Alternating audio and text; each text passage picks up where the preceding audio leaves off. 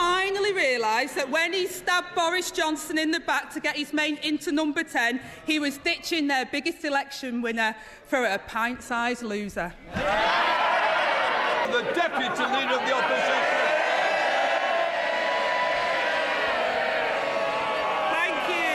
Thank you, Mr. Speaker. And can I first of all share with the Deputy Prime Minister's comments regarding our Jewish community and a happy Passover, and also start by acknowledging the loss of David Marquand and Baroness Massey, both of whom made historic contributions in this Parliament, politics and wider life.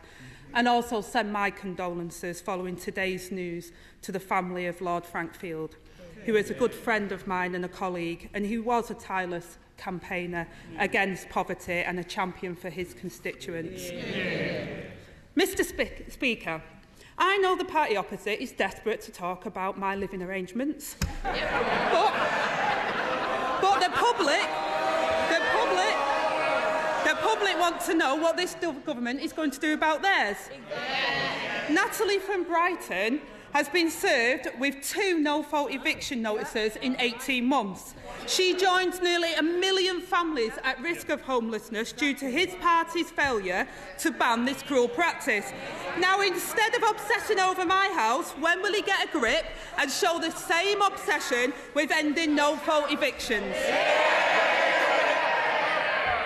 Well, to begin with, it is a pleasure to have another exchange with the Right Honourable Lady in this House, our 5th in 12 months. Any more of these, and she'll be claiming it as her principal residence.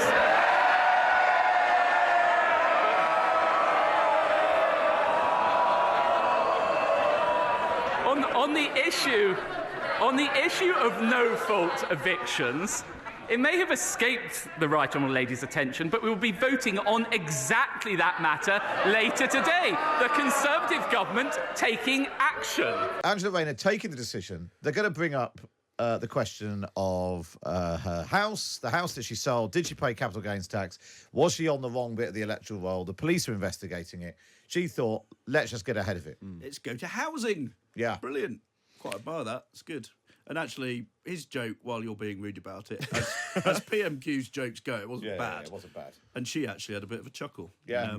Yeah. And the Education Secretary was enjoying it as well. And Oliver Dowden, Calum, has spent years prepping people for PMQs and seen as invaluable, particularly David Cameron, but others since. I have to say, we've always sort of said he's probably got better at writing the jokes than necessarily delivering them. Yeah, well, I think you could take some lessons from you, Matt, having also seen your show this week, your stand-up show, on how to actually land them, how to land a joke. And it's one of those, isn't it, where the MPs behind him will cheer and laugh and jeer and laugh and all of that, regardless of how he delivers it, even if we're listening and going, oh, hang on a second, that was a bit flat. I agree with Tim. I think that was... it was a little bit more spicy than it could have been. I'm quite intrigued by Angela Rayner doing that, by leading off on it. Does that mean it goes away for the rest of this session of PM? I suppose it then becomes harder for him to make a joke about it 6 times. Yeah. I mean, that would probably not work anyway. Yeah. I mean, let's see if he goes after on the substance at all. I mean, he was clearly going to make that joke regardless as the opening encounter. Anyway, wasn't it? Yes. Yeah. And then on the substance of it, the long-awaited Renters Reform Bill returns to the Commons today. Campaigners want stronger action to make the market fair for those renting. And in particular, there's this issue of no-fault evictions and trying to make it harder for basically a landlord to say, I want to put up the rent, or you're being a nuisance because you keep saying the shower's not working, so we're going to kick you out. And there was some research, I think Sky News, 100 MPs have earned over £10,000 a year as landlords over the course of this Parliament. So there's been some speculation. Actually, the reason why some MPs are slightly less enthusiastic about clamping down on this is because of their own financial interest. But it was quite clever the way she did it, Calum, going from her own situation. I want to talk about real people. This is what really matters. Yeah, I think that's good. I think I like the kind of real people stuff that they build on, because it does make it feel like you can connect to it. One thing I worry about the Renters Reform Bill, is whether or not people have got a grip on actually all the things that it covers, all the various things that it would cover. We'll talk about it a bit later on Drive, actually, as it kind of returns to the Commons today. And all of that, the landlord groups versus the renters' rights campaigners who agree and disagree. It is one of those that's quite intricate, and I wonder if we will reach anything close to a satisfying resolution on it. Mr Speaker, he clearly thought he could spend all week obsessing over my living arrangements. I didn't even bother to read up on his own government's bill this afternoon. The reality is he caved in to vested interests on his backbenchers and delayed justice for people like Natalie. Yes. This week, the Housing Minister said there is no solid date for banning no-fault evictions. The Housing Secretary now says it won't happen before an election. So if he can give us a date, can he name it now? I can name the date for the Right Honourable Lady. Today. It's today that this House will be voting on it, and I'm confident that in line with our manifesto, we will deliver on that commitment. This is a problem, isn't it? The government have promised this for a long time. Yes. And if you are renting, which millions of people do, and more people do, because they can't afford to buy a house, the prospect of being kicked out just on the whim of your landlord is a very real one. It is, but this is a hugely emblematic issue. I think it's fair to say now that the two things that most quickly define how you vote are your age and whether or not you own your own home or whether you rent. The Tory party, when it was in the phase of levelling up and reaching out to the electoral coalition that Boris Johnson put together in 2019, thought, well, we better do something for these people because we want to keep their votes and we want to attract the votes of their children, and this seemed like a sensible thing to go and do. Now that they're 20 odd points behind in the polls, I think they've realised that the sort of core base Tory support is homeowners, and chucking a load of money at renters instead, making life easier for them, is just helping people who are going to vote for the Labour Party anyway. And it's a bit cynical, but then I am. There was this poll this week as well, wasn't there, saying that people are older before they sort of start supporting the Conservative Party than sort of basically they ever have been. Yeah. The age at which you value kind of conservative values, you're a lot older. So I think that's quite an interesting backdrop as well. And basically what happened about a month ago, the government announced it was essentially watering down some of the provisions of the bill as a result of some Tory MPs, some of whom are landlords themselves. Mr Speaker, he clearly hasn't been looking up on his own government bills. But let me turn to another Tory housing failure. Leaseholds are a rip-off and a con. But the government's proposed ban on new leaseholds applies only to houses. The majority of leaseholds are in flats. What's the point on a ban on new leaseholds if it won't apply to flats? Again, the Right Honourable Lady is talking about legislation introduced by this government, which the party opposite totally failed to introduce in their entire time in office. And it's no surprise, because it's this government which has brought social housing waiting lists down by nearly 500,000 and delivered more affordable homes in the last year and the last 12 years than Labour delivered when they were in office. But of course, all of this can only be paid for by making sure that we have a strong economy. And I'll tell you, her policy to repeal every single Conservative trade union law in the first 100 days would open the door to French-style wildcat strikes, sweeping away the reforms that made this country great.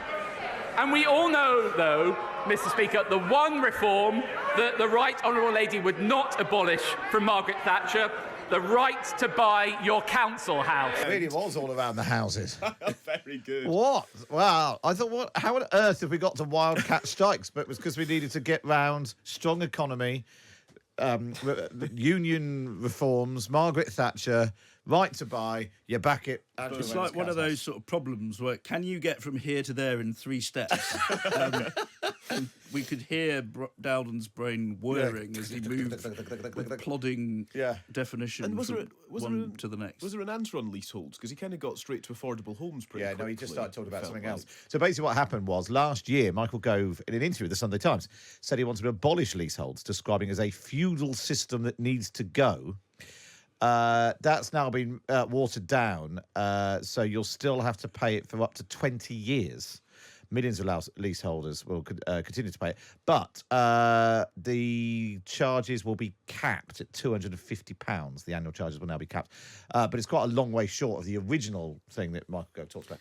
I'm not totally sure saying to Angela Rayner, well, your party didn't do anything about this when you were in government 14 years ago. I wrote that down as well. Yeah. Time in office. I've heard you guys talk about this before. It's quite difficult to point to that when the Conservatives themselves have clearly been in government for 14 years at this point. There's also, I mean, it's quite a complicated thing, leaseholds, isn't it? And Angela Rayner sort of asking about it not applying to flats. Well, flats are a much more complicated situation when it comes to leaseholding. And the other thing I always think of in this conversation is that Scotland abolished leasehold equivalents years and years and years ago. And so sort of demonstrating that it can be done, albeit in a different kind of circumstance and different way. But that's another bit of all of this that often is not considered. Yeah, but I suppose you're basically right. What you spotted there was he didn't answer the question. Well, yeah. He just talked about some other things and then went a very long way to get to a joke about council houses. Mr. Speaker, I was expecting a little bit better from him today. He seems to be a bit worn out. Maybe it's the 3 a.m. calls from the bad men that have been keeping him up at night. But he also, Mr. Speaker, he also talks about strikes and the unions. We've had more strikes under this government's watch than any time before. And once again, he hasn't read his own bill. Their ban on leasehold won't apply to the majority of people. It's like banning non-doms but exempting Tory prime ministers. And he speaks about affordable homes. Families are trapped in temporary accommodation and stuck on waiting lists. And in the West Midlands, his mayor has used his multi-million-pound housing budget to build just 46 social homes in 8 years.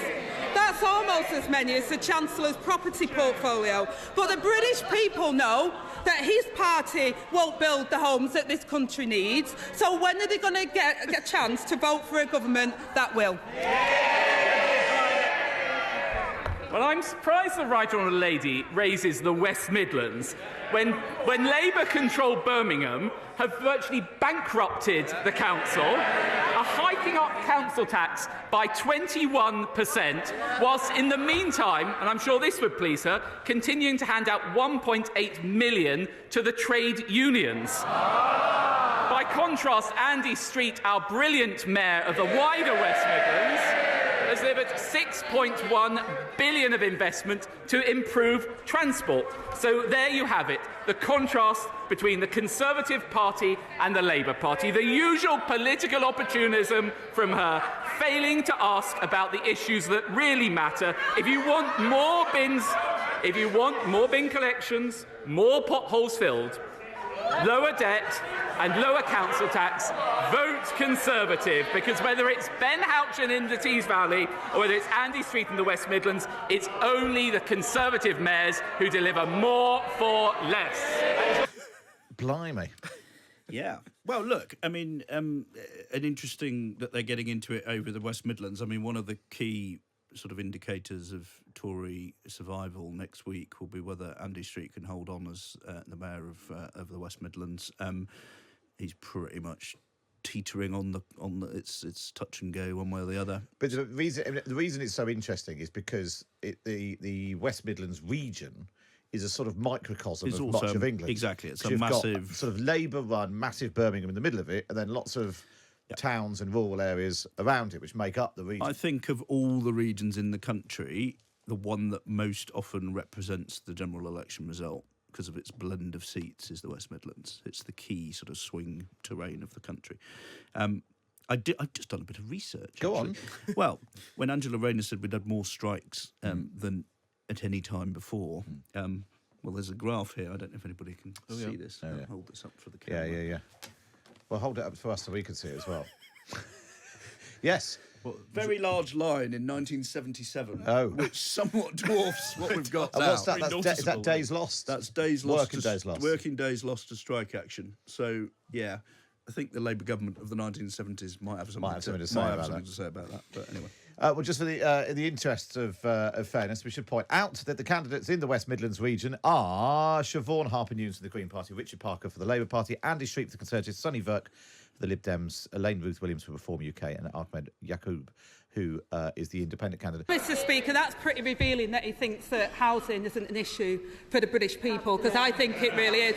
And people in glass houses shouldn't throw the stones, because in Birmingham and across the whole of this country, councils are facing black holes because of his government's austerity programme. And I would also warn the Deputy Prime Minister that Tory councils have also faced 114 notices, and Birmingham Council has had over £1 billion taken from their budget from some of the poorest people.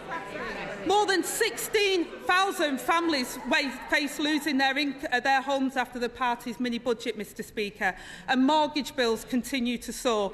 Meanwhile, the former Prime Minister parades around the world in a twisted victory lap promoting a new book, saying that the mini-budget was her proudest moment.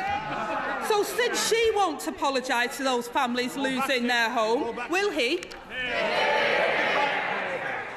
Well, what the Prime Minister has done since he has taken office with the Chancellor is to restore stability to our economy, inflation halved and more down to 3%. And as a result of that, in an increasingly dangerous world, the Prime Minister was able to announce his plan for the biggest strengthening of defence spending in a generation. But it should come as no surprise that the party opposite refused to say whether they back it or not, because this comes from the Right Honourable Lady who voted to scrap Trident and install in Downing Street someone who wanted to change the army into a peace corps. There you have it. I mean, even on the Tory benches, the reaction there was, all right, is he done now? Whatever the opposite of a big finish. Yeah, and Dowden had an opportunity to do what Sunak did there last week and actually properly lay into Liz Truss. I mean, it was politely done by Sunak, but it was pretty clear what he was up to. And Dowden didn't really sort of grasp that with both hands. He kind of said the bare minimum there rather than sort of rounding on her personally. And then we get the sort of, and let's be fair, these are entirely legitimate points he's making about scrapping to scrap Trident. And, I did a big piece on the state of the world in the Sunday Times last weekend, quoting George Robertson, one of the best Labour Defence Secretaries we ever had, the former Secretary-General of NATO, who said, what will Vladimir Putin be looking out for? Yes, he'll be looking at our defence spending and all the rest of it, but buying a few more ships and tanks doesn't make the blindest bit of difference. What he will care about strategically is keeping Trident. And, there you have a deputy leader of the party who on one occasion at least voted to get rid of it, and then trotting out the line about, Jeremy Corbyn wanting to scrap the army. Now, a lot of people regard it as ridiculous to sort of still be going after Corbyn all this time, and it's a bit hackneyed. They do it because with some voters it has a bit of traction.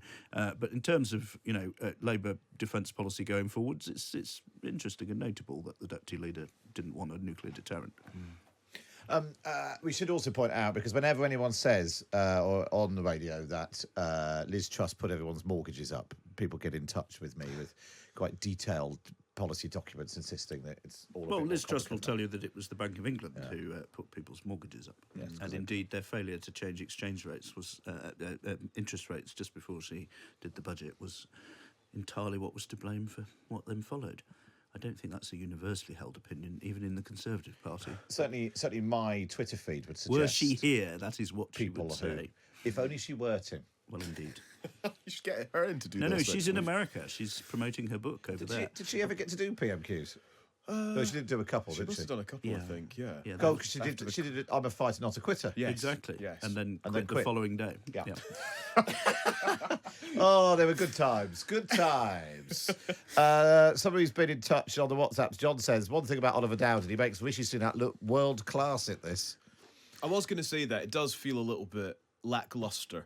I thought it was just me because I'm tired. But no. I mean, I said he made some valid points about Angela Rayner. He didn't make them very well. We all want to see 2.5%. The difference is that we haven't cut the army to its smallest size since Napoleon. And Mr. Speaker, never mind some secretive deep state.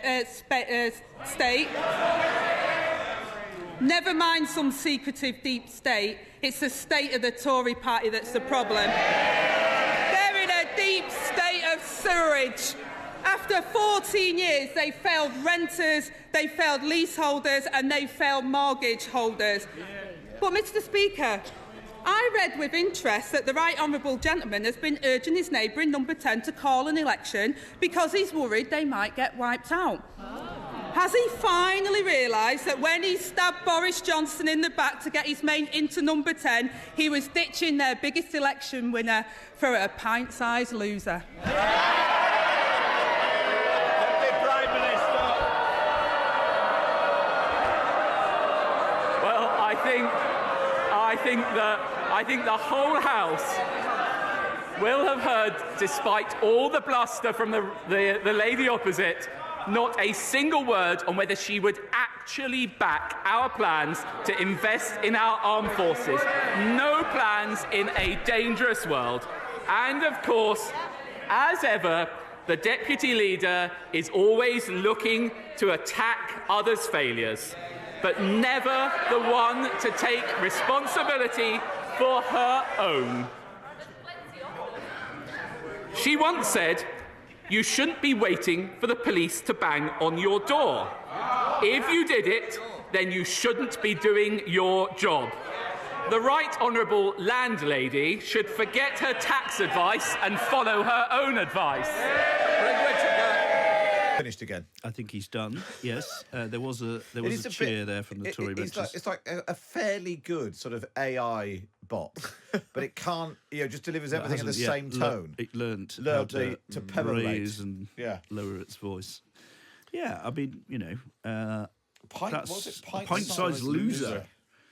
I mean, that is classic Angela Rayner, isn't it? Yeah. Who stood up and called the Tories all sorts of terrible names at the party conference, and lots of Tories got very upset about it. And some Labour people thought, "Oh, this isn't very, this is not how we should behave." But it cut through and gave her a bit of folk appeal, and you can see a general election in which Keir Starmer is making serious points about Tories' failures to deliver, and she's out on the stump calling the frankly really very small Rishi Sunak a pint-sized loser. And that's going to cut through with voters, and if that's the general perception that they have, that might be the most significant thing said today. And also, it's quite smart as a tactic, Calum, because what she's doing, she's reminding Tory MPs that Boris Johnson won for, there were lots of Tory MPs who think that they made a mistake in stabbing Boris Johnson in the back and ending up with a pint-sized loser. Yeah, I wonder what that does to the Tory MPs with an Angela Rayner reminder of it. Does that agitate them into looking less favourably on Rishi Sunak and Oliver Dowden and those who kind of, worked at that time to get rid of Boris Johnson? I think pint-sized loser is a punchy end. Up until that point, it was very read from a script, I felt, that last question particularly. Well, particularly when she then chewed it up. Exactly, yeah. Deep state of the parliament, state of sewerage, sewer, but it was just a bit messy, wasn't it, up to that point? Yeah, we had sewage sort of thrown in amidst the leaseholders and mortgage holders. Yeah. Was there a kind of narrative to Prime Minister? But again, that's one of those issues that triggers people. I've got a mate on a WhatsApp group. He moans constantly about the trains, and he moans constantly about sewage in the rivers and the seas. Ed Davey? No. Steve Hawke, Sex of the Sun. Oh, yeah. Yeah, very upset about the sewage. Yeah. It matters to people. It does matter to people, and that's why we're talking about what matters to you.